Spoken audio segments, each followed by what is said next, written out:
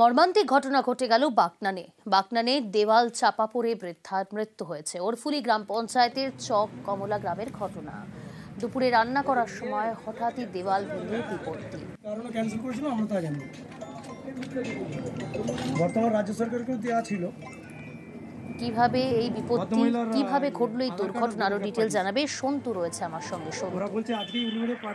বাগনানের ওরফুলি গ্রাম পঞ্চায়েত আছে চক কমলা গ্রাম, সেখানেই বাসিন্দা হচ্ছে সন্তু। শোনা যাচ্ছে?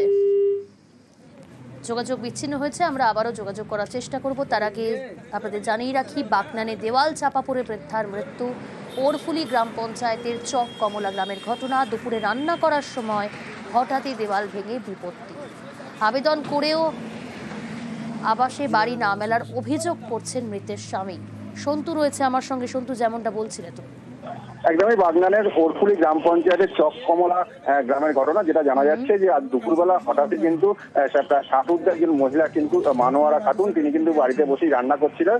সেই সময় কিন্তু ইটের যে দেয়াল, সেই দেয়াল চাপা পড়ে তার কিন্তু মৃত্যু হয় এবং মৃত্যুর পর ঘটনাস্থলে পৌঁছাচ্ছে বাগনান থানার পুলিশ। মৃতার স্বামী যেটা অভিযোগ, তিনি কিন্তু দীর্ঘদিন ধরেই আবাস যোজনায় ঘর পাওয়ার জন্য আবেদন করেছিলেন, তিনি ঘর পাননি, এমনটাই কিন্তু অভিযোগ করেছেন। যদিও তিনি স্থানীয় পঞ্চায়েত সদস্য, তিনি জানিয়েছেন যে বাংলা আবাস যোজনায় তার নাম ইতিমধ্যেই নথিভুক্ত করা হয়েছিল এবং খুব তাড়াতাড়ি তার নাম ফটো তুলে নিয়ে গেছে বাড়িটা যে করার জন্য, কিন্তু কোনো গ্রাহ্যই করেনি। সব নাম ঠিকানা সবই কিছু নিয়ে গেছে। পঞ্চায়েতের আগে বলেছিলেন?